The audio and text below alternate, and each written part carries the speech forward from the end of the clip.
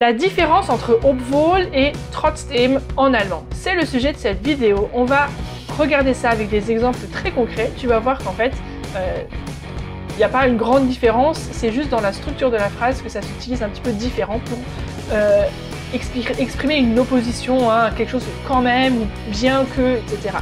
Donc on va regarder ça maintenant. Mais juste avant de démarrer, je t'invite à télécharger mon guide pour apprendre l'allemand en 5 minutes par jour si ce n'est pas encore fait. Il y a un lien juste en dessous dans la description de cette vidéo. Tu donnes ton email, ton adresse, ton prénom et ton adresse mail pour que je puisse te l'envoyer directement. Donc c'est parti, la différence entre obwohl et trotzdem. Obwohl, il y a aussi deux mots qui ressemblent, hein, c'est obgleich et obschon. Bon, honnêtement, moi je les utilise jamais, j'ai pas trop entendu d'Allemands qui utilisent ça, mais il faut savoir que voilà, c'est peut-être un peu plus littéraire, je sais pas. Couramment, on va utiliser plutôt le obwohl, qui veut dire en fait bien que, quoique, etc. en français. Et puis on a donc trotzdem, qui veut dire plutôt quand même. Quand même, je fais quand même quelque chose, bien que je le fais quand même. Tu vois, c'est un peu ça les phrases qu'on va faire.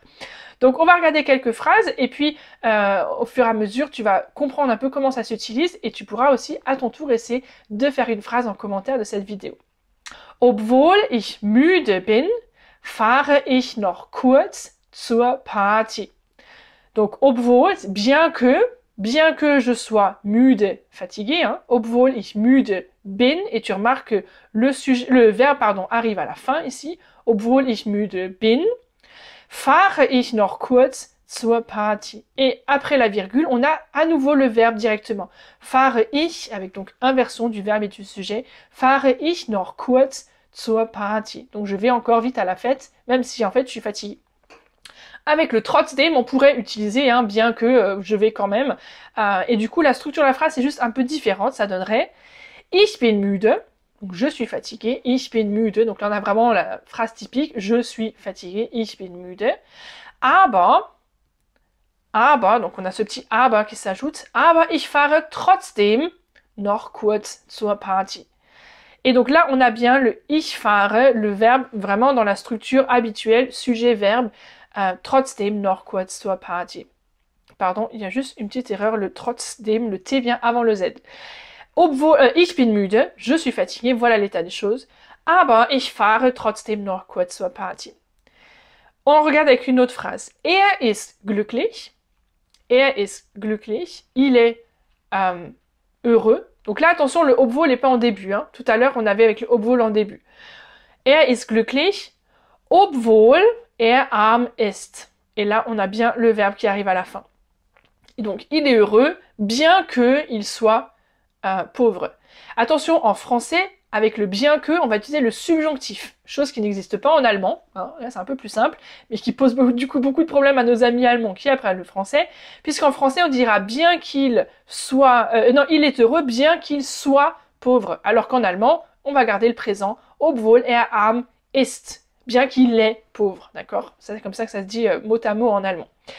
Bien sûr, on pourrait changer la structure de la phrase. Si on met le obwohl devant, on va le faire ensemble. Qu'est-ce que ça donnerait? Obwohl er arm ist.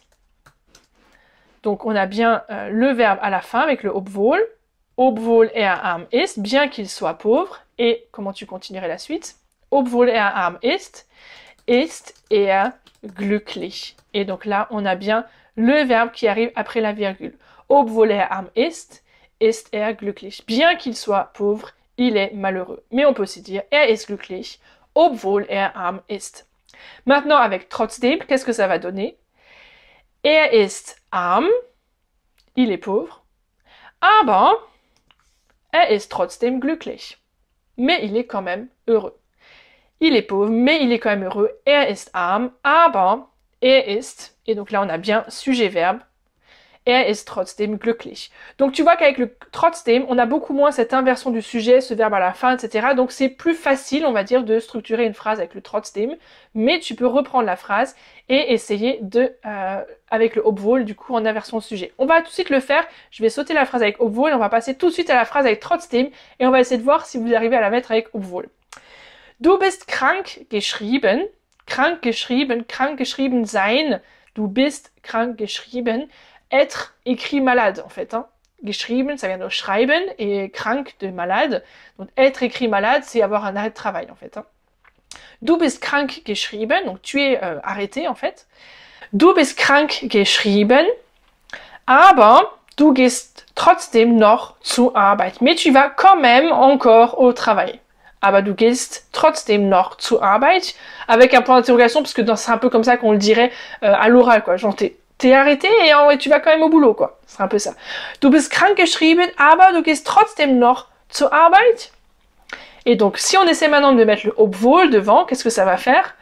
Obwohl du krank geschrieben bist, puisqu'on va avoir le verbe qui va arriver à la fin. Gehst du, puisque là, on va inverser avec le obwohl. Gehst du noch zur Arbeit? Ou alors, autrement, ça, c'était en commençant avec le obwohl, ou alors, dans l'autre sens, gehst du noch zur Arbeit? Donc, on a bien ici inversion du sujet. Gehst du noch zur Arbeit? Du sujet et du verbe, hein, pardon. Obwohl du krank geschrieben bist. Et on a bien le verbe qui arrive à la fin. Ça va, tu commences à comprendre un peu la structure entre obwohl et trotzdem. On essaie un dernier exemple. Obwohl die Tasche leer ist. Donc bien que la Tasche, le sac, hein, la poche en fait, mais le sac soit vide. Obwohl die Tasche leer ist. Leer c'est vide. Hein. Ist sie noch schwer? Bien que le sac soit vide, il est encore lourd. Hein. Schwer, c'est difficile aussi, schwierig plutôt, et schwer, c'est plutôt dans le sens lourd, dur à porter. Quoi. Obwohl die Tasche leer ist sie noch schwer. Et donc, avec trotzdem, qu'est-ce que ça va faire? Ça va être plus facile, il n'y aura pas d'inversion, hein, comme tu l'as compris maintenant. Die Tasche ist leer, aber sie ist trotzdem schwer. Genau. J'espère que tu l'avais trouvé en même temps que moi. Die Tasche ist leer, aber sie ist trotzdem schwer. Voilà, j'espère que cette petite vidéo t'a aidé à comprendre la différence entre trotzdem et obwohl. Maintenant, à toi de jouer. Mets-moi un commentaire en dessous de cette vidéo avec une phrase avec obwohl, une phrase avec trotzdem. Tu peux t'amuser bien sûr à en faire plusieurs. C'est comme ça que tu vas t'entraîner, c'est comme ça que tu vas arriver à intégrer cette notion-là. J'espère que cette vidéo t'a plu. Mets-moi un petit pouce bleu et un commentaire. Et puis tu peux aussi partager cette vidéo autour de toi si tu connais d'autres personnes qui souhaitent apprendre l'allemand. Pense bien sûr à t'abonner si ce n'est pas encore fait en cliquant sur le bouton, je ne sais jamais de quel côté il est, mais si tu cherches, tu vas le trouver. Il est là sur le côté. Tu peux aussi activer la cloche pour recevoir une notification à chaque fois que je publie une nouvelle vidéo. Je te dis à très bientôt. Tchuss!